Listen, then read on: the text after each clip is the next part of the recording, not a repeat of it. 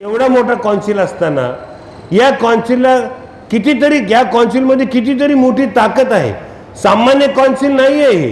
इतरांसारखं समजायचं नाही. हे काय NGO नाही आहे, विविध कार्यकारी सोसायटी नाही आहे, दूध डेअरी नाही आहे. हे वकिलांची एक मोठी संस्था आहे आणि या संस्थेमध्ये वकिलांच्या हिताचे निर्णय घ्यावेत यासाठी ही संस्था निर्माण केलेली आहे. या संस्थेचं काम केवळ सनद वाटप करणे नाही किंवा रजिस्ट्रेशन करून घेऊन सनद दिले एवढ्यापुरतं मर्यादित नाहीये. तर या संस्थेकडे अनेक मोठे प्रश्न आहेत. ते प्रश्न आपण ऐकले पाहिजेत आणि मी माझ्या वतीनं आता आपल्याला मी 8 वर्ष झाले सदस्य आहेत. पहिल्यांदा 8 वर्ष मी पहिल्यांदा निवडून गेलो. पहिल्यांदा निवडून गेल्यानंतर मला असं वाटलं की या संस्था अगदी व्यवस्थित चालत असेल आणि निष्प्रह काम होत असेल. पण मी तिथे गेल्यानंतर माझा अनुभव काही वेगळाच आला. हे संस्था आमचे बार कौन्सिलचे सदस्य चालवत नाही. तर याला कोणतरी करता धरता वेगळा आहे, चालवणारा वेगळा आहे, यांचा कोणीतरी मालक या बार संस्थेचा वेगळा आहे हे माझ्या दृष्टीपथास पडलं. म्हणून तेव्हापासून मी असं लक्षात ठेवलं की या तुम्ही बघा ना, या बार कौन्सिलमध्ये 8 वर्षामध्ये 16 अध्यक्ष झाले आणि 75 वर्षामध्ये 150 अध्यक्ष झाले. हे का पोट भरायची वस्तू आहे का? सगळ्याला मिळालंच पाहिजे असे याचा काही अट्टास आहे का? आणि तशी तरतूद आहे का ॲडव्होकेट ॲक्ट्समध्ये? पण हे सगळं करतात, मॅनेज करू करतात. सगळ्याला संधी मिळाली पाहिजे. अरे काय संधी मिळाली म्हणजे काय? अरे जो योग्य काम करतो त्याला भरपूर वेळ द्या, त्याला वेळ देता येते त्याला संधी द्या आणि अशा प्रकारे बार कौन्सिलचे प्रश्न मार्गी लावण्यासाठी आपल्याला वेळ दिला पाहिजे. आणि म्हणून तुम्हाला माहीत आहे मागच्या काळामध्ये 8 वर्षामध्ये 3 वर्ष कोविडचे गेले. कोविडच्या काळामध्ये अत्यंत वाईट परिस्थिती सगळ्यांचीच होती. आपण सगळं जग हळहळलं, जगाला परेशान केलं. पण या काळामध्ये आपण काम करत असताना आम्हाला तर काही मीटिंग अटेंड करता आल्या नाहीत. मग ऑनलाईन मीटिंग्स करू कुठं काय द्यायचं कुठं काय. त्यावेळेच्या त्या दरम्यानच्या काळामध्ये सगळ्याला हे महाराष्ट्र शासनाने सगळ्याला मदत केली, सरकारने सगळ्याला मदत केली. पण वकिलाला केली का हा माझ्या पुढचा प्रश्न आहे.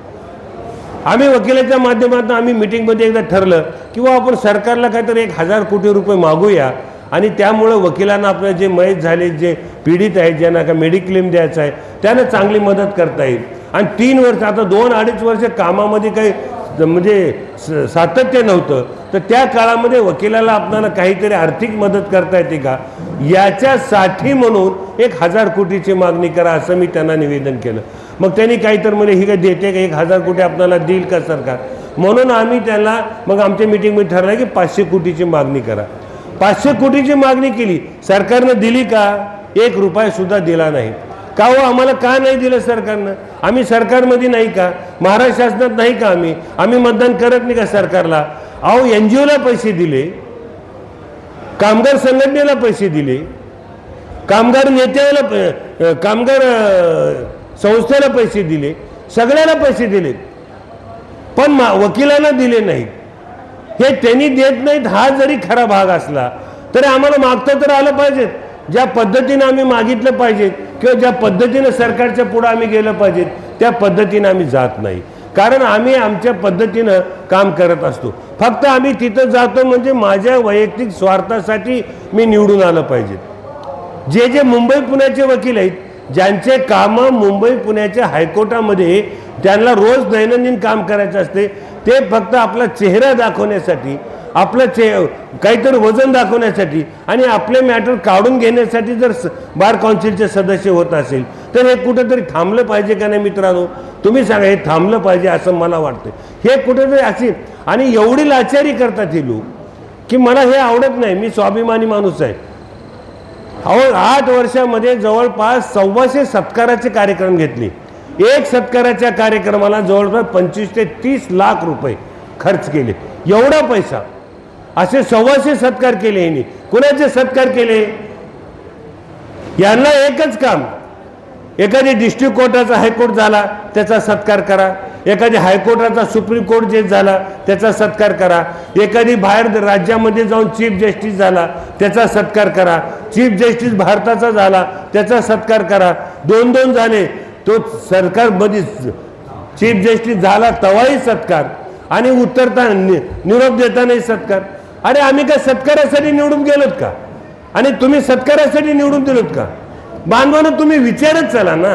विचारत नाही, आम्ही विचारत नाही म्हणून आम्ही एवढे मस्तीला आलो. तुम्ही विचारलं पाहिजेत. येणारे सदस्य आता 155 सदस्य आहेत. 155 सदस्यापैकी बरेच सदस्य आपल्या बारला भेट दिली असतील, पण तुम्ही विचारलं का की मागच्या 8 वर्षामध्ये काय दिवे लावलेत? ते विचारत नाही आम्ही. आणि तुम्ही विचारत नाही म्हणून आम्हाला वाटतंय की आमचा आलबेल कारभार चालतो. आम्ही म्हणजे मालक आहेत बार काउन्सिलचे. लोकशाही जर आपल्याला मान्य असेल तर आपण काय करतो, 25 सदस्यापैकी हे जे 15 बाजूला बसतात आणि आमच्यासारखे स्वाभिमान माणसं 10 मध्ये बसतात. हे 10च्या लोकांनी फक्त विरोध करायचा, काही ठराव करायचे, त्या ठरावाला योग्य असेल तर संमती द्यायची, नाहीतर विरोध करायचा. पण हे मग आम्ही काही विरोध केला तर आमच्या मिनिटमध्ये फक्त विरोध नोंदविला जातो, पण आमचं काम होत नाही. मग हे 15 लोक बसणार, त्यांच्या सुईचा निर्णय घेणार, त्यांच्या सुईप्रमाणे हे सगळे लोक आपापले ठराव फायद्याचे कोणते आहेत ते करणार. पण मागच्या 8 वर्षात मला एक असा ठराव दाखवा किंवा तुम्हाला आठवते का सांगा की ह्या लोकांनी वकिलाच्या संदर्भामध्ये एक हिताचा निर्णय घेतला का? जर निर्णय घेतला नसेल तर मग तुम्ही कशाला जाता निवडून तिथं? एवढे मोठे प्रश्न आहेत आमच्या पुढे. त्या प्रश्नाची जर आपण संख्या बघितली तर फार मोठी संख्या आहे. पण यांना ते त्यांच्याशी काही देणं घेणं नाही, आपल्या प्रश्नाशी काही देणं घेणं नाही. यांना फक्त देणं घेणं आहे ते यांच्या स्वार्थाचं. पण हे स्वार्थासाठी संस्था आहे का? अजिबात नाही. मित्र, तुम्ही विचारत चला. मला सुद्धा विचारा की तुम्ही काय 8 वर्षात दिवे लावले ते आधी सांगा. मी सांगतो ना, मी 8 वर्षात काय अनुभव केला. मी मित्र तुम्हाला आवर्जून यासाठी सांगतो आहे,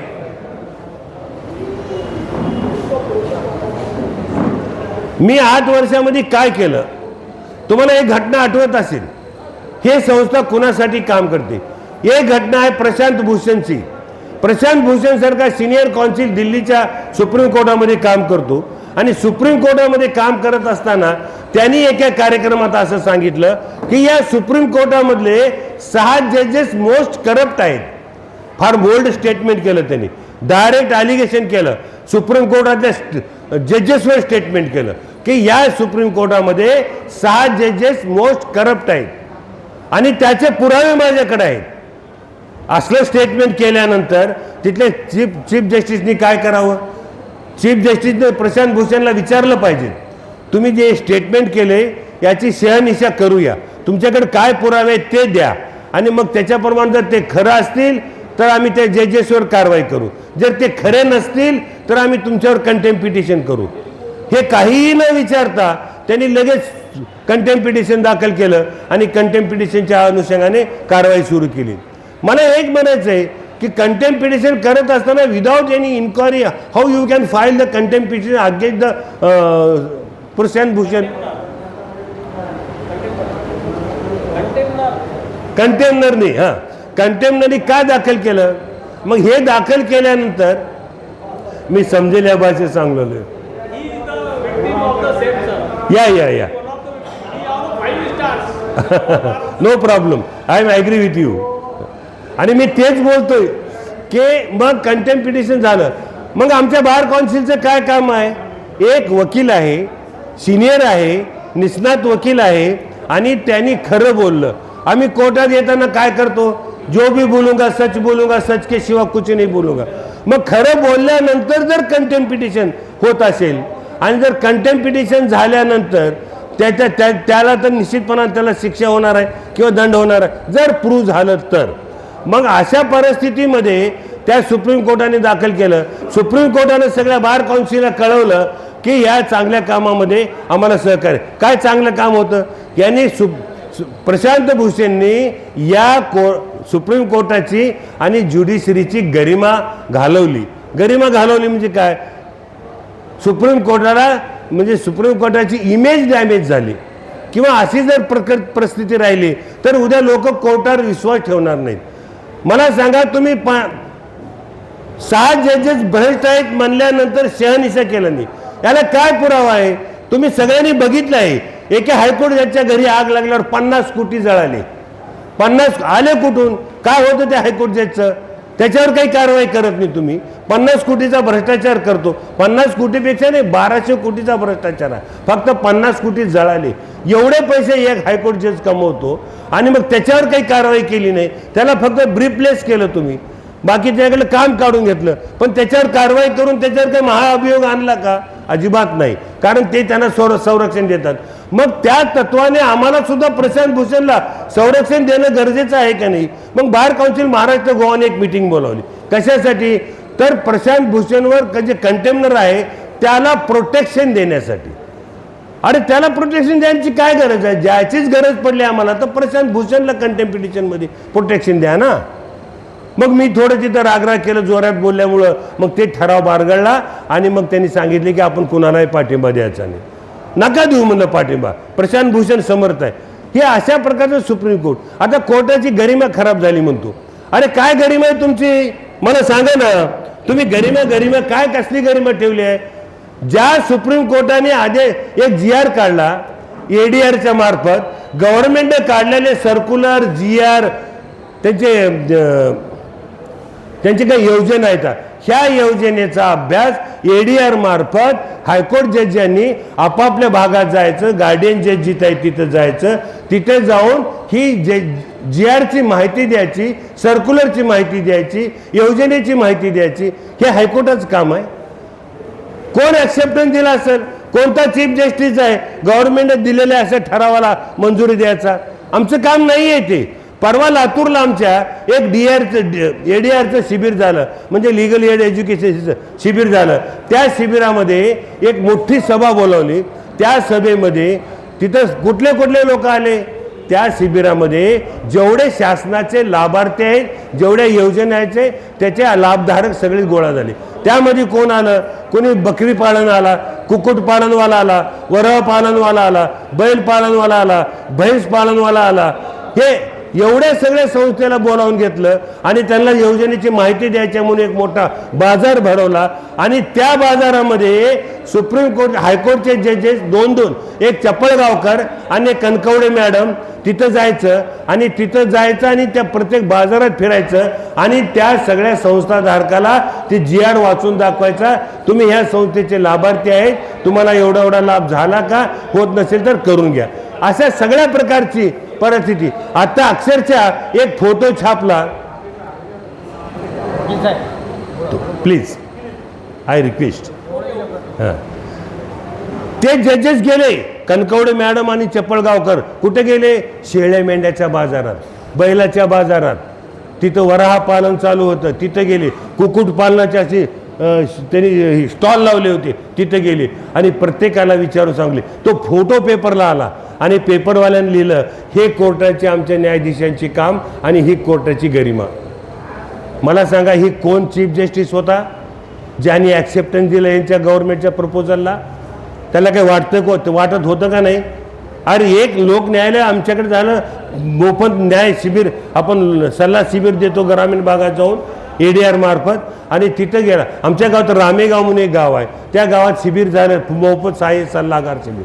त्या शिबिरात एका सरपंचाने त्या सगळ्या शिबिर संपल्यावर घरी जेवाय घेऊन गेलं आणि मग कालांतराने 2 महिन्याच्या आत त्या गावात 307 दाखल झालं. जुन्या कायद्याप्रमाणे 307 दाखल झाल्यावर ते सगळं त्या सरपंचाच्या घरी जेवले आले. 307 दाखल्यावर ते माणूस सरपंचाकडे आलं, मला काहीतरी करून बाहेर काढा म्हणून. तो सरपंच काय म्हणाला माहीत आहे का? अरे तू काय काळजी करतोस? तो डिस्ट्रिक्ट जज आहे ना, माझ्या घरी जेवायला तर मी त्याला सांगतो. जसं काय राजकीय पुढाऱ्यासारखं तू बोलला. जजेसला सांगता येते, पण हे संबंध वाढले, लोक न्यायालयामुळे संबंध वाढले आणि हे संबंध वाढल्यामुळे ह्या लोकांची एवढी मजा झाली. मग न्यायसंस्था स्वच्छ राहील, न्यायसंस्था डोळ्यावर पट्टी बांधली तर प्रामाणिकपणे न्यायदानाचं काम होईल का? या सगळ्या गोष्टीचा विचार कोण केलं पाहिजे? या सगळ्या गोष्टीचा विचार बार काउन्सिलनं केलं पाहिजे. आणि बार काउन्सिलची जिम्मेदारी आहे, जिथं जिथं वकिलांची म्हणजे न्यायदानाची आणि किंवा न्यायालयाची किंवा ज्युडिशरीचा ऱ्हास होत असेल त्याला बांध घालण्याचं काम ह्या बार काउन्सिलने केलं. या जजेस नीट वागत नसतील तर त्यांना सुद्धा लाईनवर आणण्याचं काम बार काउन्सिलचं काम आहे, आपलं काम नाही आहे. ती तुम्हाला सांगतो, अलीकडे तालुक्याच्या जिल्ह्याच्या कोर्टाला सर्रास जजेस सगळे काही बोलत नसतील कदाचित, पण काही जजेसना एवढा चरबी आली आहे ना, डायसवर बसून वाकड बोलतात. ज्युनियरला म्हणतात कुठे शिकलास, कोण दिले तुला डिग्री, CPC वाचलास का, कोण आहे तुझा सिनियर, साधा अर्ज लिहायला येत नाही का. अरे तुम्ही का माईच्या पोटामध्ये शिकून आलात का, तुम्ही सुद्धा बारचे सदस्य तिथं जाऊन शिकूनच गेलात ना.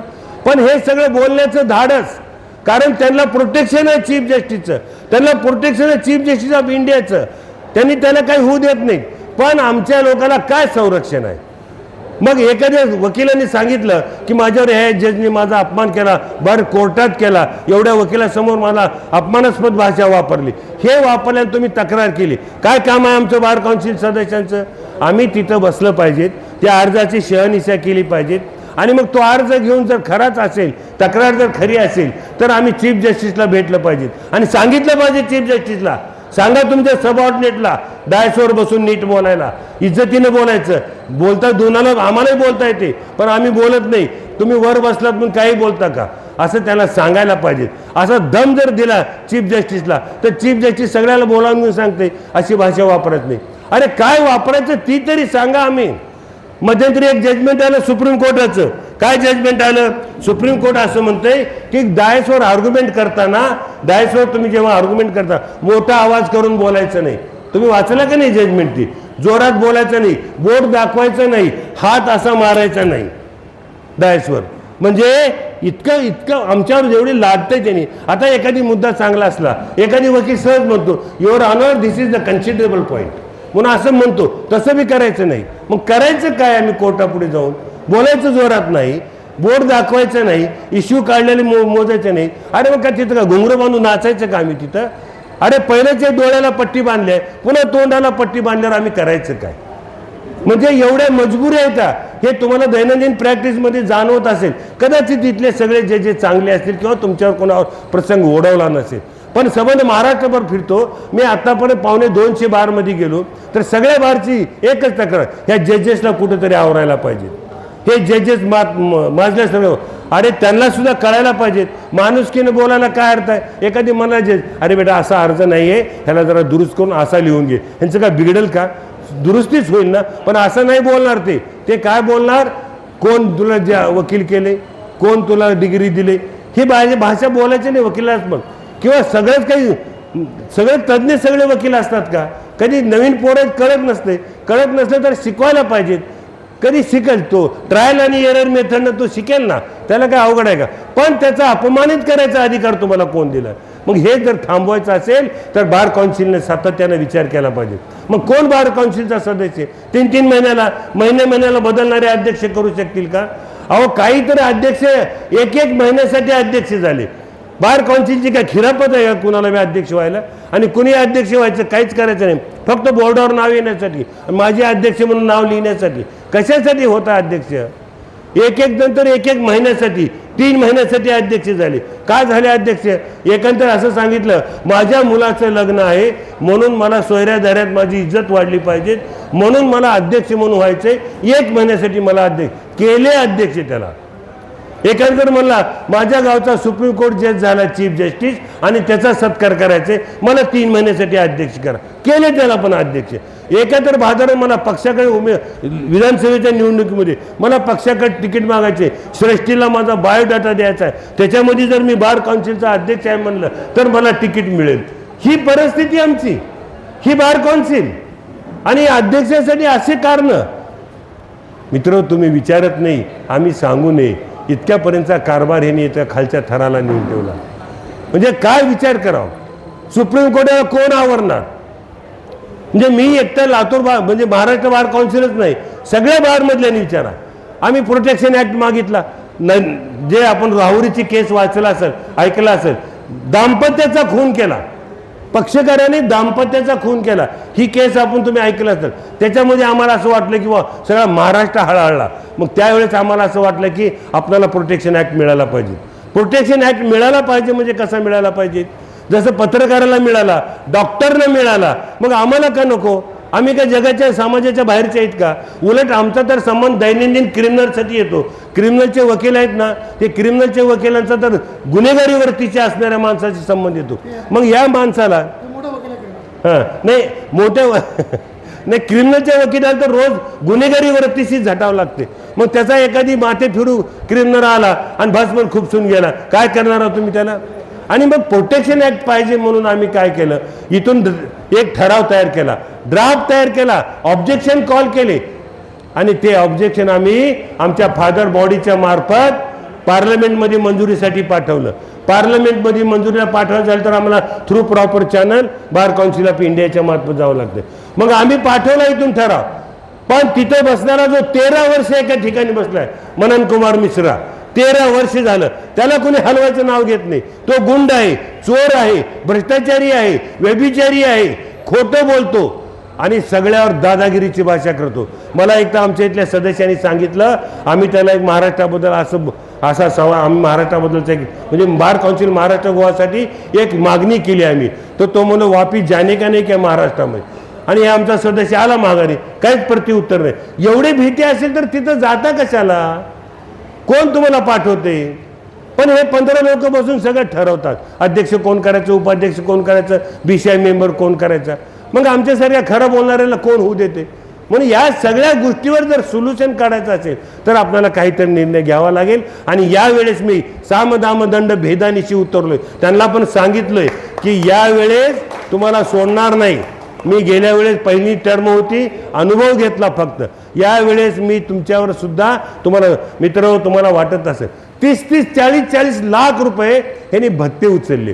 60 लाख रुपये विमानाच्या तिकिटाचा TADAचा खर्च आहे. 125 लोकांचे सत्कार केले, त्याचा 25 कोटी खर्च आहे.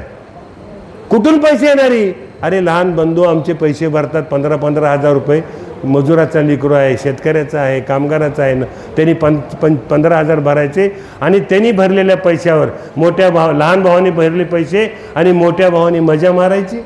याच्यासाठी मित्र तुम्हाला आवर्जून मी सांगणार आहे, इथे मी या 8 वर्षामध्ये एक अर्धा गिलास पाणीसुद्धा बार काउन्सिलचं पिलो नाही, पिणार नाही. मी लातूरचा 5 वर्ष सातत्यानं अध्यक्ष होतो. खिशातले 2.25 कोटी रुपये घातले आणि जेवढ्या सिविक अम्युनिटीज प्रोव्हाइड करायच्या होत्या तेवढ्याच माझ्या गावच्या लातूर बार असोसिएशनमध्ये महिलांचं कक्ष बनले तर भारतात नसेल. AC, त्यांना स्टिफिन रूम, त्यांना रेस्ट रूम, त्यांना लायब्ररी, त्यांना स्टडी रूम आणि त्यांना बसण्याची सुद्धा व्यवस्था, एवढी चांगली रूम आम्ही करून दिली. हे करता येत नाही का? हे कशातून केले? आम्ही खासदार फंडातून केली. आमचे संबंध होते, पैसे घेतले आणि खासदार फंडातून ही उपलब्ध आहे. हे सगळं करता येते, फक्त मानसिकता करण्याची असली पाहिजे. नाही करता येत का? तुम्हाला करायचंय काय एवढं सांगा. फक्त पदावर बसायचं, मिटिंगा घ्यायचं, कार्यक्रम घ्यायचं, स्टेजवर मिरवायचं आणि स्टेजवर मिरवण्यावर मी गोष्ट सांगतो तुम्हाला. काल परवा अकॅडमीचं उद्घाटन झालं, म्हणजे लोकार्पण सोहळा झाला. जे चांगलं काम केलं ते चांगलं म्हणणाऱ्यातलं आहे. मी जे चांगलं करतात ना त्यांना सपोर्ट सुद्धा करणार आहे. मी विरोधासाठी विरोध करणाऱ्यातला नाही आहे, पण जे वकिलाच्या हिताचं आहे, फायद्याचं आहे ते मी करतो. अकॅडमी तयार केली, तिथं मुलांना चांगलं ट्रेनिंग होईल. रिसर्च सेंटर आहे ती, त्याच्या ठिकाणी आपल्याला मदत करताय. मी मला 35 कोटी नाही 50 कोटी जाऊ द्या, पण ते करा. आणि मग ते केलं. त्याच्या कार्यक्रमाला मुख्यमंत्री आले, गवई साहेब आले. मित्र आम्ही तुमचे सदस्य म्हणून मिरवतो, तुमच्या पुढे सदस्य म्हणून सांगत फिरतो, एवढं रुबाबानं फिरतो. म्हणून आम्ही त्या कार्यक्रमाला बोलावले म्हणून आम्ही गेलो. मस्तपैकी आम्ही चांगले चांगले कपडे घातले, हॅट फीट घालून गेलो, पण आम्हाला स्टेजवर बसायला मिळालं नाही. कारण मुख्यमंत्र्याचा प्रोटोकॉल असा होता, फक्त स्टेजवर 3च लोकांना बसता येते. आणि मग ते मुख्यमंत्र्याचे ते डॉग असतात ना सर्चिंग करायचे, स्कॉटिंग डॉग, त्यांनी आले तिथे बघितले, तिथे काही दिसणार, मग 3च लोकांना बसायला मिळालं. मित्र मी थोडा धिंगाणा घातला. अरे आमचा कार्यक्रम आहे, आम्ही ठेवला आहे कार्यक्रम, आमच्या कार्यक्रमाला मुख्यमंत्री आणि आम्हाला स्टेजवर नाही का? तर ते म्हणले अण्णाराव पण तुम्ही जरा गडबड करू नका, आपल्याला मुख्यमंत्री 10 कोटी रुपये देणार अकॅडमीसाठी. म्हणून काय मी म्हणलं जाऊ द्या, वकिलाचं हित आहे ना, आपणच आपला अपमान झाला तर सहन करू. म्हणून आम्ही स्टेजच्या मागं 22 लोक स्टेजच्या मागं खुर्च्या घालून गप्पा मारत बसलो. का? आमची परिस्थिती अशी का? कोण केलं ही परिस्थिती? अरे आमच्या कार्यक्रमाला आम्हाला वर बसता माझ्यासारखं असतं तर नाही, तुला आम्हाला गरज नाही तुझी 10 कोटीची बी आणि तुम्हाला बोलवायचं बी नाही, ही परिस्थिती. आणि एवढंच नाही, एवढ्यात थांबलं. मुख्यमंत्री असं गाडीतून उतरला मित्र, म्हणजे अकॅडमीच्या पुढे मी थांबलो होतो, मी डायसवर मी मागं थांबलो होतो जरा. आमचे मुख्यमंत्री आल्यानंतर आमचे 10-12 सदस्य गेले. अरे कचा त्याच्या पाया पडायला लागले. ही कुठली परत आहे? आमच्यासारख्या स्वाभिमानी माणसाला मी म्हणलं मी नाही पडणार, पण ते आमच्याकडे बघताना डोळ्यात रक्त आणून बघितलं. हिले गुंड दिसते म्हणलं, हे आरोगंड आहे काही वाटलं त्यांना. मी स्वाभिमान आहे, आरोगंड नाही आहे. मला माझा स्वाभिमान आहे. ज्या दिवशी मी कोट घातला त्या दिवशी माझ्या बापानं सांगितलं, स्वाभिमान छोड के अगर कुछ मिळतं वो नरक के समान आहे म्हणलं. स्वाभिमान सोडून मला नाही पाहिजे. म्हणून मी नाही पाय पडलो. काय नाही स्टेजवर नाही तर नाही स्टेजवर काय बंद पडले? माझं काय संसार बंद पडणार आहे का ह्याला स्टेजवर बसलं? पण हे लोक एवढी लाचारी करतात. मस्त भाषण केला, एवढे मोठे हार घातले. मुख्यमंत्र्याला एक 25 किलोचा हार गुलाबाच्या फुलाचा घातला, त्याला एवढी मोठी शाल घातली 2-2.5 हजाराची, त्याला मोमेंटो दिला. आणि मग आम्हाला वाटलं चला आता 10 कोटीचा DD घेऊन आला असेल, देऊन टाकेल आम्हाला. तब्बल अर्धा तास भाषण केलं आणि गपचिप निघून जेवण करून गेलं. कारण जेवणाच्या थाळी आमची 2500 रुपयाची होती, 1500 रुपयाला एक थाळी. असं 1000 थाळीचं निमंत्रण दिलं होतं. मला सांगा 1000 थाळीला 1500 रुपयानं करा किती पैसे होते? 15 लाख रुपये घातले जेवणावर. अरे कुठले पैसे येते? कुणाचे पैसे? तुम्हाला एवढा शोक करायचे ना, घरचे पैसे आणून शोक करा ना, घाला ना थोडं. गोरगरिबाचे पैसे, लहान भावानं भरलेले पैसे, दुसरं काय सोर्स? मुख्यमंत्री ते सरकार तर आम्हाला काही दिलं नाही, देत नाही. काय दिलं मुख्यमंत्र्यांनी? वेलफेअर फंड दिला आमचा? नाही दिला. इन्शुरन्स दिला आम्हाला? नाही दिला. स्टायपंड दिला आमच्या ज्युनियरला? नाही दिलं. प्रोटेक्शन ऍक्ट नाही दिला. मग एवढी चाड धरता कशाला त्या मुख्यमंत्र्याची? अरे एक आव्हान करा महाराष्ट्रामध्ये, चेअरमन झाल्यावर एक आव्हान करायचं, ही एवढ्या आमच्या मागण्या येतात, देताय का कसं? नम्रतापूर्वक एकदा सांगा, दुसऱ्यांदा सांगा, तिसऱ्यांदा सांगा, देताव का नाही? देत नसाल तर आम्हाला कसं घ्यायचं माहीत आहे. आम्ही एक आदेश काढला की महाराष्ट्रातल्या कुठल्याच वकिलांना कुठल्याच कोर्टात जजेसच्या कामामध्ये न्यायालयीन कामाला सहकार्य करायचं नाही. आणि आम्ही नाही केलो सहकार्य. 1 दिवस सहकार्य नाही केलं मित्र तर 1250 कोटीचं नुकसान होते गव्हर्नमेंटचं. 500 कोटीची काय मागणी घेऊन बसलो? किती लागणार आहेत आमच्या स्टायपंडला पैसे? लागतील 100-500 कोटी. किती जास्त कशाला लागते? तर हे नाही करायचं आम्हाला. त्याची लाचारी करत त्याच्या अरे तुमचे वैयक्तिक हित संबंध आहे तर त्याच्या दारात जाऊन त्याचे जोडे उचलत बसा ना, पण बार काउन्सिलचा सदस्य म्हणून तिथं जाऊ नका. तुम्ही काय स्वाभिमान कुठे ठेवला घाण? आणि त्यांनी आम्ही स्वाभिमान तिथे घाण ठेवला म्हणून हे खालचे जजेस असं वाकडं बोलतील. त्यांची हिंमत काय बोलायची? पण यांना जीभ लांब करून बोलायची सवय कशामुळे लागले? ह्यांना प्रोटेक्शन चीफ जस्टिस देतो. ही परिस्थिती, या परिस्थितीत बदल हवा आहे का नाही आम्हाला? तर ही परिस्थिती बदलता येते, काही अवघड नाही. एक फक्त सज्जड दम सरकार. तुम्ही दम द्याच असं नाही, काम तरी करून घ्या. नाही करत असेल तर सज्जड दम द्या. या सगळ्या गोष्टी आम्हाला करता येतात बांधून, पण करायचं कोण? आमचा वेलफेअर नाही मिळाला आम्हाला. आम्ही कुठं पैसे आहेत, अकाउंट कुठं आहे माहिती नाही, आणखीन वेलफेअर फंडाचं, आणि कोण देऊ शकतं हे पण माहिती नाही. अरे काय करताय काय तुम्ही? आम्हाला 10 लोकांना बाहेर बसवून फक्त तुम्हीच पदक घे. अरे बसलो आम्ही बाहेर, आमचं काही म्हणणं नाही, तुम्हीच कारभार करा, पण कारभार तर नीट करा. आमच्याकडे 15,000 घेतले विद्यार्थ्याचे पैसे म्हणून त्यांना पैसे सुप्रीम कोर्टाने सांगितले की 15,000 जास्त होते, त्या 3,000 त्यांना परत करा. कसे 3,000 परत करायचे? त्यांना काहीतरी गिफ्ट करा. गिफ्ट म्हणजे मी म्हणलं गिफ्ट काय काही नसते ज्युडिशरीमध्ये. त्यांना एक लॅपटॉप द्या, नाही तर टॅब द्या. काय त्याला नाही म्हणे एवढ्याला टॅब द्यायचं ज्युनियरला? म्हणलं वर्षाला एवढे मोठे लोक येतात, प्रत्येकाला टॅब द्यायचं म्हणलं तर आपल्याकडे पैसे कुठे? आणि मग घेतले कसे 15,000? 25 कोटी सत्कारावर कशाला खर्च केले? मग ह्याने एक पुस्तक काढलं, सिव्हिल आणि क्रिमिनल मॅन्युअल हँडबुक म्हणून काढलं. ते पुस्तक किती काढले? 50,000 पुस्तकं काढले. ती कोणाला? ज्युनियर वकिलाला देण्यासाठी. काही नाही त्या पुस्तकात, उगा थातूर मातूर काहीतरी लिहिले. पण यांना माहिती पाहिजे की हे पुस्तक काढण्याच्या अगोदर केंद्र सरकारनं एक बिल आणलं होतं की इंग्रजाचे 3 कायदे बदलायचे म्हणून. मग ते पुस्तक कशाला काढायची गरज होती का? कायदे बदलणार आहेत पुढे, आज त्या पुस्तक काढायची गरज होती का? काही गरज नव्हती. पण करप्शन करण्यासाठी काहीतरी योजना आणायची. आणि मित्र तुम्हाला माहीत आहे का नाही मला माहिती नाही आहे, तुम्हाला कोणी सांगितलं पण नसेल आणि सांगण्याची कोणी हिंमत पण करणार नाही, कारण सगळे लाभार्थी सगळे लाभार्थी कोणी सांगणार नाही. त्या पुस्तकाचा तब्बल 50,000 पुस्तकं काढायला किती लागले असतील. एखाद्या तुम्ही प्रकाशकाला विचारा, एका प्रिंट ह्याला कंपनीला विचारा, त्यांनी म्हणते 50, 60, 70 लाख रुपयात 50,000 पुस्तकं निघू शकतात. बल्क ह्याच्यामध्ये बल्किंगमध्ये असल्यामुळं कमीमध्ये बसते म्हणतात.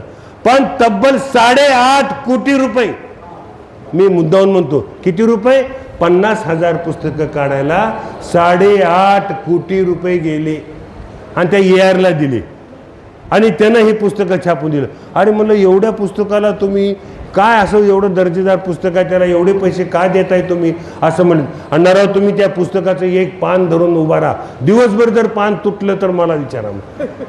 पान तुम्ही कुठलंही पुस्तक धरून दिवसभर कशाला थांबायची गरज आहे. म्हणजे असं बोल समाधान कसे करते. दिवसभर तुम्ही पुस्तकाचं पान धरून थांबलात तर ते पुस्तक पान फाटणार नाही. काय बोलण्याची भाषा, काय समाधान करायचे. अरे काढलातच का. आणि दुर्दैवानं मला सांगतो एवढे 8.5 कोटी घातले आणि 3 महिन्यात कायदा बदलला. 3 कायदे, ते पुस्तक कुचकामी झालं. पण ते पुस्तक ज्या गोडाऊनमध्ये 50,000 पुस्तकं ठेवले त्याचं भाडं 1 लाख रुपये आणि आजपर्यंत भाडं देतात 1 लाखाचं. मी एक दिवशी मुलं मिटिंगमध्ये ते भाड्याचं त्यांनी बिल आणलं ना, हे गोडाऊनचं राहिलेल्या भाड्याबद्दल सगळ्या सभागृहाची मिटिंगची ठराव घ्या. मग ते आलं बिल. म्हणून कशालाही मी म्हणलं हे कशासाठी ठेवला तुम्ही, तर ते गोडाऊनचं भाडं राहिले म्हणले मागचं 2 वर्षाचं ते द्यायचे 24 लाख रुपये. आणि म्हणलं तुम्हाला कोण ठेवा म्हणलं होतं त्या गोडाऊनमध्ये. वापरायचं फुकट देऊन टाका ना सगळ्यांना, नाही ठीक देता आलं ना नेऊन समुद्रात टाका म्हणलं, काही कामाचं नाही. 1 लाख रुपये हायते बी खिशातले पैशाला गोडाऊनचं भाडं कशाला देऊ लागला. मला म्हणजे हे बघा असं आणणारा बोलतो. अरे काय बोललो मी, चुकीचं बोललो का. आता आहे ती गेलेले 8.5 गेले, पुन्हा महिन्याला 1 लाख रुपये भाडं द्यायसाठी फेकून नाही म्हणलं ती. मग हे कुठेतरी त्याचं असं अशा प्रकारे तुम्हाला आता सुप्रीम कोर्टाने सांगितलं मार्चच्या अगोदर फायलिंग झाली पाहिजे आणि पेपरलेस वर्क झालं पाहिजे कोर्टाचं. काय लागलं तुमच्या वज्ज आहे का काही तुम्हाला बसून सांगायला. इथं काय इन्फ्रास्ट्रक्चर लागते ते आम्हाला माहीत आहे. तुम्हाला एवढा शोक आहे ना. चंद्रचूड साहेबांनी सांगितले मार्चच्या अगोदर महाराष्ट्र अग्रेसर राहायला पाहिजे, फायलिंग सगळीकडे झाले पाहिजे. लगे आमचे कुत्रे पळायला सुरू केले. अरे बापरे चंद्रपूर साहेबांनी सांगितले, अरे बाबरे चंद्रपूर, अरे काय सांगितले, घाला पैसे खिशातले तुमच्या. मग ह्याने काही करून ठराव घेतला. काय घेतला की बार काउन्सिलच्या वतीने सगळ्या बार असोसिएशनला 1 युनिट द्यायचं फायलिंगचं. काय फायलिंगमध्ये, अरे ते आम्हाला फायलिंगच नको रे बाबा. खेड्यात लाईट राहत नाही, नेट नाही, 3-3, 4-4 दिवस राहते. कशाला फायलिंग, तुम्ही कशाला देताय फायलिंग करायला. नको आम्हाला फायलिंग नको, आमचं काम जुनायचंच चाल द्या. पण नाही हट्ट, त्याच्यावर 6.5 कोटी घातले. म्हणजे पैसे कुठून आले, किती पैसे खर्चायचे. अरे पैसे येतात म्हणून कसे उधळायचे का. 1500 रुपयाची थाळी 25-25 लाख कार्यक्रमाला काय गरज काय एवढं करायचं मला सांगा. त्याच्याऐवजी आम्ही स्टायपंड देऊ शकलो असतो ज्युनियर कॉलेजला ह्यांचे सत्कार करण्यापेक्षा. प्रत्येक जिल्ह्याला आम्ही 22 लोकांना स्टायपंड देऊ शकलो असतो. अरे अण्णाराव पाटलांनी खिशातले पैसे दिलाय. 5 वर्ष अध्यक्ष होता, 11 पोरं दरवर्षी निवडायचे. मी नाही निवडायचे, आमच्या बार असोसिएशन निवडायचे. मला त्यांनी यादी द्यायची आणि मग त्यांना 25-25 हजार वर्षाला मी 11 वर्षे दिले. कोविडमध्ये बंद पडलंय, मी हे देतो. माझी वकिली खूप छान आहे मित्र. तुम्हाला वाटत असेल की अण्णाराव काही तर फेक नाही म्हणून. अरे हेलिकॉप्टर बेअर करतो अण्णाराव, स्वतःच हेलिकॉप्टर आहे. तुम्ही काय सांगताय. पण वकिलीतून इमाने इतबारे कमवलेले पैसे चोरून नाही, कुण्या जजची दुस्ती करून सुद्धा नाही. एक आर्ग्युमेंट केले की 1 करोड रुपये फीस मिळते मला, म्हणजे सांघिक फीस, एका पक्षकाराकडून नाही लमचं. मी न्यायालयाची प्रॅक्टिस करतो, नॅशनल हायवेची प्रॅक्टिस करतो, नॅशनल ॲक्ट. मी आर्बिट्रेशनमध्ये मास्टर आहे. मी हे सगळं करतो फक्त मी पैसे कमवण्यासाठी. माझ्या हाताखाली 15 ज्युनियर आहेत. प्रत्येक ज्युनियरला 75,000, 60,000, 50,000, 40,000 अशी मी त्यांना मानधन देतो. पगार देऊ म्हणत नाही, मी मानधन देतो. कारण मी जगतो ना, माझ्या बरोबरीचे पण जगले पाहिजे. एक उदार अंतकरणानं वागत असतो मी. मला काय दिलं म्हणजे उपकार करत नाही, काम बी करतात बिचारी. हे सगळी भूमिका, हे सगळी अशा पद्धतीचा माझा दैनंदिन व्यवहार आहे. वर्षाला 50 ते 55 लाख रुपये नुसते चॅरिटीवर खर्च करतो, दान धर्मावर करतो. मी हे सगळं करतो. पैसे आहेत तर मला काय घेऊन जायचे का? कोण घेऊन गेला? रतन टाटा घेऊन गेला का? अजितदादा घेऊन गेला? सांगा मला. कोणी घेऊन जाणार नाही आणि कुणाला घेऊन जाता येत नाही. न्यायाची सोय असते तर का नाही काय केलं असते गणित नाही. न्यायाची सोय नाही तर एवढं करतात. अरे 13 तुझ्यावर पण इथल्या इथं करून इथंच वाटप करून जायचे आणि जास्त पैसे कमवून ठेवून बी फायदा नाही. कमी पैसे असलेलेच उलटे आनंदाने सुखी राहतात, जास्त पैसेवाले राहत नाहीत. ही सगळी परिस्थिती बदलता येते मित्र. आपल्याला बदलायचे आहे म्हणून मी निवडणूक लढतो. मी तुमच्या करमणुकीसाठी बोलत नाही. हे पोट तिडकीने एवढ्यासाठी बोलतो की माझ्या वकिलांना पूर्ण गोंदिया भंडारा कुठं आहे, कोण तिथल्या वकिलाला माहीत सुद्धा नाही निवडणूक आहेत का नाही. ती चंद्रपूर गडचिरोली जावा माहिती नाही. काल आमचे पोरं फिरत गेले तिकडं तर ते म्हणत कधी येते इलेक्शन आणि कुठले इलेक्शन आहेत वकील विचारतात. मित्र हो, म्हणजे दुर्गम भागात राहणाऱ्या लोकांना काय माहीत आहे? काहीच माहीत राहत नाही. आणि तुम्ही पहिल्यांदाच आम्हाला सांगायला तिकडे जात बी कोणी नाही.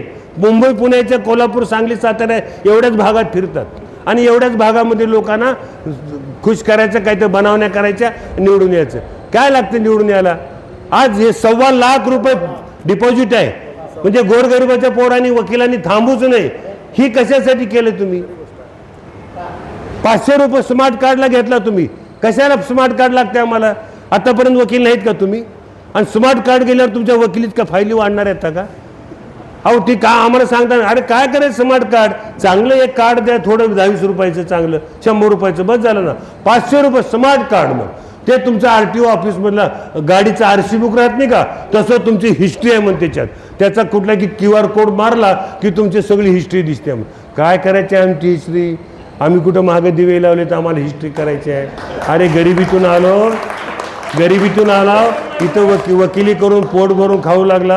आम्हाला काय करायचं QR कोड? पण ते कार्ड तर दिले का? मग काल परवा मी म्हणलं अरे शहरात सेक्रेटरीला कार्ड द्या नाही तर लोक मारतील म्हणलो. आम्हाला आता फिरू नाही गेलेत लोक, विचारलेत काय झालं. आता कुठं वाटप चालू आहे मी सांगते. मला फोन आले का? वाटप चालू झालंय. मग आता मिळेपर्यंत इलेक्शन होऊन जातील. पुन्हा तुमची आमची भेट पुढच्या 8 वर्षालाच. ही परिस्थिती बदलायची का नाही मला सांगा?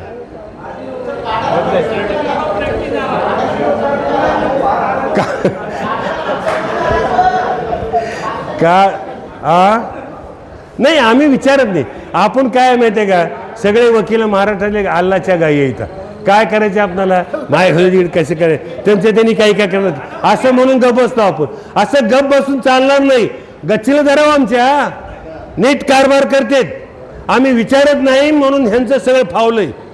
तुम्ही विचारला ना, येणार नाही, येऊ द्यायचं नाही बारनात. मागचा सगळा बायोडाटा घेऊन या, मागचा जे काल लेखाजोखा घेऊन बारमध्ये या, मग तेव्हा तुम्हाला प्रवेश आहे असं मनात बोर्ड लावा बाहेर. इथे फक्त मागील डाटा घेऊन येणाऱ्या वकिलाला उमेदवारालाच प्रवेश आहे. नवीनला येऊ द्या, पण जे मागचे तथाकथित बुजुर्ग आहेत त्यांना मात्र असं विचारा तुम्ही. 8 वर्ष मला सुद्धा विचारा. मी तुम्हाला माहीत नाही पण मी सांगत फिरतो. मला काय तुम्ही मत देताल नाही देताल हा तुमच्या घटनात्मक अधिकार आहे. तुम्ही द्या नाही तर नाही द्या. मला जास्त महत्त्व आहे पण त्याच्याशी मी जास्त मला फक्त तुमच्या पुढे सांगण्यासाठी येतोय. तुम्ही माहिती करून घ्या. काय बार काउन्सिल आहे कशा बरोबर बार काउन्सिल म्हणजे काय म्हणतात माहिती नाही. आमच्या महिला भगिनीसाठी रिझर्वेशन सुप्रीम कोर्टाने सांगितलं की यांना प्रतिनिधी मिळालं पाहिजे. अतिशय चांगली गोष्ट आहे. 75 वर्षामध्ये एवढा भारत पुढे गेला, जग एवढं पुढे गेलं. बराबरीनं महिला काम करूल्या. अर्ध्या राजकारणात 50% त्यांना राजकारणात वाटा मिळतो.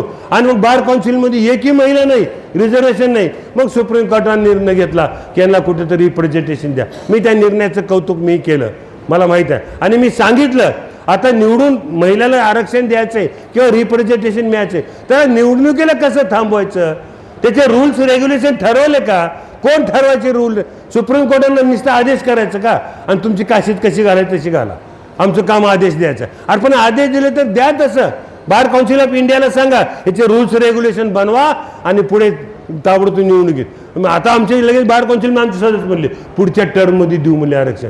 मी तोपर्यंत वाचून जगून राहिला तर आरक्षण बघतात आणि वाचून जगून नाही राहिल्यावर गेलं का आरक्षण? म्हणलं आत्या ह्या मितीला द्या म्हणलं, मग तवा आरक्षण. आणि त्यामध्ये आवर्जून एक गोष्ट सांगितली. मी काय सांगितलं की महिला अशा संयुक्त संयुक्त बॅलेट पेपर जर घेतलात तर महिला निवडून येणार नाही. त्याच्यासाठी एक स्वतंत्र बॅलेट पेपर तयार करा, फक्त त्या महिलांचंच, फक्त उमेदवारांचं, आणि त्यांना फक्त त्यांनीच मतदान करा.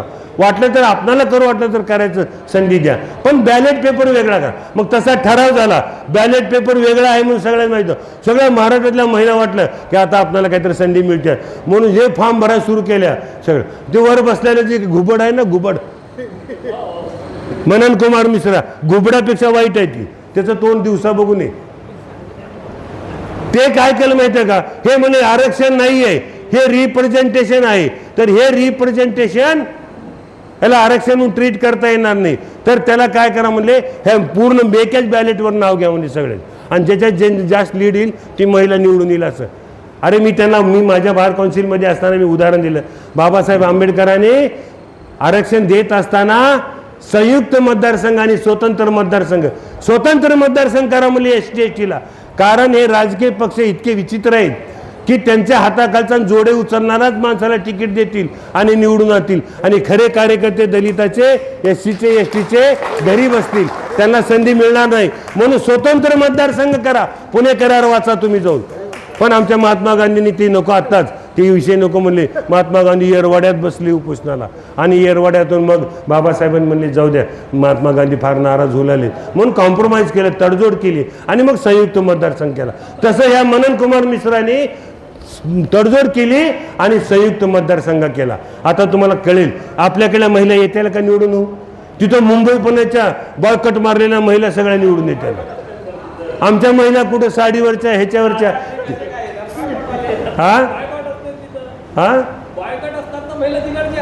बायकॉटच्या महिला इथं कोण आमच्या साडीच्या महिलेला कोण मतदान करणार आहे. आणि आमच्यासारखे तिकडे गेले, त्या महिलाला बघितले की ही बी हुरळून जाऊन त्यांनाच मतदान करतात. आम्ही सुद्धा तसंच मतदान. अरे काय लावले तुम्ही बार काउन्सिलमध्ये, काय बार काउन्सिल, अहो 2,80,000 मतदारांचा आम्ही, ही का साधी संस्था आहे होई. एक हाक दिली तर ना सरकार इकडे व्हावं लागते. 2,80,000 वकील, साधी ताकद आहे का. एक वकील एका गावाला भारी असते, एक वकील. इतर 2,80,000 असले कित्येक वेळेस सरकार पालती उतानी करतील, एवढी ताकद आमच्यात आहे. पण आमच्या ताकदीचा आम्हाला अंदाजा नाही, उलट आम्ही त्याच्या पुढे घाली लोटांगण करू लागलो. ही पद्धत बंद झाली पाहिजे का नाही. आणि ही बंद करण्याचा इडा अण्णाराव पाटलांना उचलला आणि बंद केल्याशिवाय राहणार नाही. नाहीतर ह्यांना समुद्रात ह्यांच्या शिंडीला बांधून जर नाही डुबक्यात दिलो तर अण्णाराव बापाला नाही. एवढी ताकद, सामदाम दंड भेद असेच लढणार आहे. मी काय साधा माणूस नाही. अरे एक राष्ट्रीय पक्ष चालवतो, महाराष्ट्र विकास आघाडी नावाचा, 30-30, 40-40 खासदारकीला उमेदवारी दिलेला, आणि मला आईवडिलांनी जन्म दिला, गुरुनी विद्या दिली, आणि तुमच्या सहकार्याने मी मोठा झालो. पण हिम्मत नावाची वस्तू मला बाबासाहेबांनी दिलेल्या घटनेमुळे मिळाली. म्हणून बाबासाहेबांचा सच्चा पाय. काय चुकीचं आहे तुम्हाला माहिती आहे. आर्टिकल 21(8) वाचा. बार काउन्सिलच्या, बार असोसिएशनच्या सगळ्या फॅसिलिटीज कोण द्यायचं आहे, कॉन्स्टिट्यूशनमध्ये बाबासाहेबांनी लिहून ठेवले. आर्टिकल 21(8) वाचा, टी वाचा. त्याच्यामध्ये सांगितले all facilities provide by the government to the bar association, सगळ्या फॅसिलिटीज. पण आम्हाला माहिती आहे कॉन्स्टिट्यूशन कशा संग खातील हीच माहिती नाही. म्हणून या सगळ्या गोष्टीचा सारासार मी दररोज एक तरी पेज वाचतो बाबासाहेबांच्या घटनेचं, कारण माझा तो लेजेंड आहे. मी धर्म, जात, पंथ, प्रांत, भाषा याला जास्त महत्त्व देत नाही, कारण तो आमचा विषय नाही. आणि वकिलाच्या शिकलेल्या माणसाचा तर मुळीच विषय नाही. अरे ह्या नावाखाली देश विभागण्याची भाषा करतात लोक. अरे देश अखंड राहिला, देश अख्खा भारत राहिला तर आम्ही जगू शकतो. ही ज्युडिशरी राहिली तर डोमाकरची आहे. ज्युडिशरीचं मायनस करा, तुम्हाला कोण कुत्र विचारणार नाही. ज्युडिशरी जर आमच्यातली अशी बोगस निघाली, भ्रष्ट निघाली तर करणार आहेत काय तुम्ही, कुठे जाणार आहेत.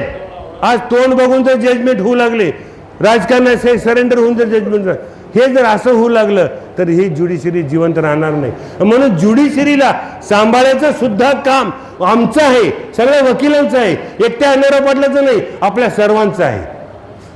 हे ज्युडिशरी सांभाळले पाहिजे, डेमोक्रेसी टिकली पाहिजे, नाहीतर आम्हाला कवडी मोल किंमत येऊन जाईल. नाहीतरी आता कुठल्याही राजकीय पक्षामध्ये वकिलाची संख्या मुळीच नाही. मग कुणी रिक्षावाला आहे, कुणी चहावाला आहे, कुणी डबडेवाला आहे, कुणी घोडा रिक्षेवाला आहे, हे सगळे सत्तेत गेले. तर वकिलाची संख्या कमी केली. का केली कमी? राजकारणी माणसाला माझ्यापेक्षा शहाणा माणूस चालत नाही आणि शहाण्या माणसाची फौज घेऊन मी राजकारण करू शकत नाही. पण वकिलाशिवाय राजकारण होऊ शकत नाही. त्यांच्यावर एखादी गुन्हा दाखल झाला की मग मात्र वकिलाचे दारं पुंजीत फिरतील आणि वकिलावर जेव्हा वेळ येते तेव्हा मी नाही त्यातला म्हणतो. अशी परिस्थिती, ही परिस्थिती बदलण्याची अत्यंत आवश्यकता आहे आणि मी 8 वर्षाच्या अनुभवानंतर माझी ही भूमिका ठेवून मी पुढे चालतो आणि यावेळेस हे सगळे आमचे प्रॉब्लेम्स सॉल्व्ह केल्याची थांबणार नाही. मित्र, तुम्हाला नम्रतेची विनंती आहे की मला तुम्ही पाठवा, तुमच्या हातात आहे मला पाठवायचं. मी जर पहिल्या राऊंडमध्ये निवडून आलो तर मग हे जे काही दुसरे निवडून येणार आहेत त्यांची मुस्कटदाबी करून ह्यांना बालाजीला पाठवतो. म्हणजे ते सरपंच पळून नेत नाहीत का सदस्य, निवडून आल्यावर घेऊन जाते तिकडं, पळून जाऊन इकून ह्या सगळ्याला गोळा करून मी बसतो. तर नाहीतर मीच जर वेटिंगमध्ये राहिलो निकालाच्या तर हे सगळे पळून जातील कुणकड. आणि हे चोराची संख्या जास्त आहे, ह्याला भ्रष्टाचाराची संख्या जास्त आहे, हे घेऊन जातील. म्हणून ह्या सगळ्या गोष्टीचा सारासार अभ्यास केल्यानंतर मला असं वाटतंय की मला पहिल्या राऊंडला निवडून यावं लागेल आणि ते तुम्ही करू शकताय. फक्त 101 नंबर आहे माझा, पहिल्या पसंतीचं मत तुम्ही करा. माझ्यासाठी नाही आहे करायचं, केवळ माझ्यासाठी करू नका, तर सगळ्यांच्या हितासाठी करा. मी निष्प्रय माणूस आहे, निष्कलंक आहे. विचारा मागचा माझा इतिहास काढून बघा, लातूर बारचा इतिहास काढून बघा, माझा अख्खा जीवन बघा काढून. कुठेतरी मी क्रिमिनल केसमध्ये अडकलो आहे का, गुन्हे केसमध्ये अडकलो ती सांगतो. मी माझं एक रीट दाखल केलं कशासाठी? आमच्या कोर्टाच्या पुढे 2 एकर 8 गुंठे जागा होती, ती सरकारने रेस्ट हाऊस होतं, ती रेस्ट हाऊस देऊन दुसरीकडे चांगलं केलं आणि ती जागा 2 एकर 8 गुंठे म्हणजे ज्याला काय म्हणतो आपण अत्यंत महत्त्वाच्या ठिकाणी म्हणजे अशोक हॉटेलला ती जागा होती. ती जागा ह्या सरकारने 19 पैसे स्क्वेअर फुटाच्या लीजवर 99 वर्षाची लीज करून दुसऱ्या 19 पैसे आहेत का आता 19 पैसे कुठं? आणि 19 पैशाने ह्या सरकारनं एका बिल्डरला डेव्हलपरला जागा दिली. 650 कोटीचा प्रोजेक्ट आहे तो, 650 कोटीचा. मला सांगितले अण्णाराव ही जागा बघा घ्या, चाली जागा. एका नगरसेवकानं सांगितलं मला, त्याचं नाव आहे गोविंदपूरकर. मी म्हणलो काय झाले? तर ही जागा चालली आहे, तुम्ही कोर्टाला जागा नाही, छोटी इमारत आहे, पुढची जागा घ्या. लगेच निवेदन फटाफट तयार केले, मुख्यमंत्र्याला दिले, कलेक्टरला दिले, ऐकत नाही गेले. पुन्हा एकदा शिवराज पाटील चाकूरकर आले, त्यांना दिले, त्यांनी मुख्यमंत्र्याला पाठवलं. एकदा मुख्यमंत्री आमच्या गावावर आले तेव्हा निवेदन दिलं, तरी करणार गेले, देना गेले. ते असंच आहे, ती पोझिशनच दिले, ते पार पुढे गेले केस, आता माघारी घेता येत नाही. बरं म्हणलं, गेलो की नीट माझ्या नावानं रीट पिटिशन दाखल केलो. गवई साहेब आणि ओक साहेब हायकोर्ट जज होते, त्यांनी असं सांगितलं की इन्फ्रास्ट्रक्चर कमिटीला भेटा आणि आम्हाला त्याचा रिपोर्ट सादर करा. आम्ही इन्फ्रास्ट्रक्चर कमिटीकडे भेटलं, त्याच्यामध्ये कोर्टाला जागा नाही असा रिपोर्ट तयार करून घेतला आणि तो रिपोर्ट घेऊन मुख्यमंत्र्याकडे गेलो. देताच का नाही? दे, आम्हाला विचार करावा लागेल, कॅबिनेटमध्ये ठेवावं लागेल. फाडकन जाऊन रीट पिटिशन केलो. रीट पिटिशनमध्ये गवई साहेबांनी आणि ओक साहेबांनी ऑर्डर केली आणि ही जागा कोर्टाच्या कामासाठी वकील संघाला देण्यात येईल. ती जागा घेतली. मित्रो, 2 एकर 8 गुंठे जागा गुत्तेदार पण, मग तरी पण ते गुत्तेदार सोडाय नाही, कब्जा करून आलं, झाडं तोडलेले तिथे, बिल्डिंग पाडायला बुलडोजर घेऊन आलं. अक्षरशः त्यावेळेस आम्हाला काही सहन झालं नाही. खिशातले 27 लाख रुपये गेले होते, तळपाची आग मस्तकाला गेली. तिथं पडलेला पाईप होता आणि वॉचमॅन सहित सगळ्यांना ठोकून काढलो आम्ही वकिलांनी, एकदम ठोकलं म्हणजे. पण तिथं लावले होते तिथं लावलेले होते CC कॅमेरे, त्या कॅमेऱ्यामध्ये सापडलो आम्ही आणि मग त्यांनी गुन्हा दाखल केला. ती केस आजही चालू आहे लातूरच्या कोर्टात. अण्णाराव पाटील स्टेट वाचून बघा, तुम्हाला मिळेल 324 आणि 323. असू द्या म्हणलं, वकिलासाठी जीव द्यायची तयारी आहे. 323 आणि 24 कोण कुत्रं खावलेलं म्हणलं त्याला. आणि आता कुण्या ज्याची हिंमत नाही आमची केस करा नाही, ती झाला पुढचा भाग झाला. पण ही सगळ्या केसेस अंगावर घेतल्या. त्याच्यामुळं माझा मुलगा लंडनला शिकत होता, त्यांच्या कॉन्व्होकेशनचा कार्यक्रम होता, मला जायचं होतं, पण ती केस असल्यामुळं मला पासपोर्ट मिळाला नाही. तर नाही बाबा म्हणून तू कॉन्व्होकेशन करून ये म्हटलं. ही परत एवढे सगळं करतो कशासाठी? माझ्या वकील बांधवासाठी. अरे ह्यांना कोण आहे मायबाप? इथं आल्यानंतर कुणीच विचारत नसेल. म्हणून काहीतरी केलं पाहिजे हो, करण्यासाठीच मी इथं जातोय. आणि म्हणून तुम्हाला सगळ्यांना विनंती आहे, बोलण्यासारखं भांडवल तर भरपूर आहे माझ्यापाशी. 8 वर्षातलं सगळं बोलायचं म्हणलं तर दिवस आणि रात्र पुरणार नाही. पण त्यातल्या त्यात जे महत्त्वाचं वाटलं मला ते मी बोललो. आणि मला जी वाटते की हे सुप्रीम कोर्टाचा हायकोर्टाचा इंटरफेरन्स जी बार काउन्सिलवर वाढला. आमचा अध्यक्ष कुठं निवडला पाहिजेत? आमच्या बार काउन्सिलच्या सभागृहामध्ये. मग काय अधिकारी नेमा काय नेमा, पण ही आमचा बारचा अध्यक्ष कुठं निवडतो? मुख्यमंत्र्याच्या दालनात, नाहीतर चीफ जस्टिसच्या दालनात, नाहीतर मग ते कुणीतरी होता सुप्रीम कोर्टाचा जजनं सांगावं लागते एवढी बारी ह्या गुराख्याला करा चेअरमन, आणि मग त्याला चेअरमन केलं जातं. ही पद्धत. मी बोला अरे बसा, 15 तुम्ही आहेत ना, तुम्ही निवडून येता ना, कशाला घाबरताय? कुणाला कशाचा वशिला लावताय? आमची काउन्सिल आहे, आपण निवडून देऊ, आम्ही मतदान करणार नाही, तुम्हाला कुणाला निवडायचं, पण इथं होऊ द्या कारभार. हे काही सगळं करत नाहीत. म्हणून मित्र फार वेगळ्या पद्धतीने, फक्त मला एकदा बसू द्या, मला ह्यांना शिस्त शिकवायचं काम अण्णाराव पाटील निश्चितपणानं करेल. आणि मला ह्यांची कोणाची भीती नाही. ह्यांनी जर आडवं येऊ लागले तर ह्यांचे माझ्याकडे प्रत्येक वर्षाचे ऑडिट रिपोर्ट आहेत, आणि ह्यांचे कुठं कुठं पैसे खालीत ह्याचा लेखाजोखा माझ्यापाशी आहे. हे लेखाजोखा नाहीतर ह्यांनी जर मला आडवे आले ना, ह्यांना नीट जेल, पोलीस स्टेशनमध्ये जाऊन गुन्हा दाखल करणार. ऑडिट रिपोर्ट आहे, ह्याच्याबद्दल एक्सप्लेनेशन आहे. ऑडिटरने सांगितलंय हे पैसे उचल. ऑडिटमध्ये रिमार्क्स येतात ना CAचे, त्या CAनं सांगितलंय की ह्या गोष्टीबद्दल आपल्याला काहीतरी ॲक्शन घ्यावी लागेल म्हणून. भ्रष्टाचार 60-60 लाख रुपये विमानाचं तिकीट राहते का हो? घरचे घालून जाऊन तिकीट विमान घेऊन जावा ना मग. पण दुसऱ्याच्या पैशावर मजा मारली पाहिजे. अरे दुसऱ्याचे पैसे नाही आहेत, ते तुमच्याच लहान भावानं भरलेले पैसे. त्याचा सहानुभूतीपूर्वक विचार करा जरा. त्यांना स्टायपंड द्यायचा विचार करा. आता आमच्यातला एखादी सिनियर वकील रिटायर झाला, त्याला 10 लाखाची थैली देऊन घरी बसवा. 10 पैसे सुद्धा देत नाहीत. एक पटकर गळ्यात टाकतात, एक कागद देतात आणि पुन्हा एखादी हार घालतात आणि सिनियर काउन्सिलचा सत्कार झाला. काय करायचं? पोट भरते का त्यानं? अरे एखादी सिनियर काउन्सिलचा सत्कार असा करा आणि 10 लाखाची थैली त्याला द्या, जेणेकरून त्याची घरात इज्जत वाढेल. लेकरं बाळा त्याच्याकडे सन्मानानं बघतील. सूनबाई असेल तर चहा पाणी त्याला वेळेवर देईल, कारण ह्याच्याकडे 10 लाखाचा गड्डा असतो. एवढ्यानंतर सन्मानपूर्वक राहता येईल. पण हे सगळं आम्हाला करायचं नाही. आम्हाला दुसऱ्याचे सत्कार करायचे, जजेचे. आणि जजेचे सत्कार काय मिळते आम्हाला?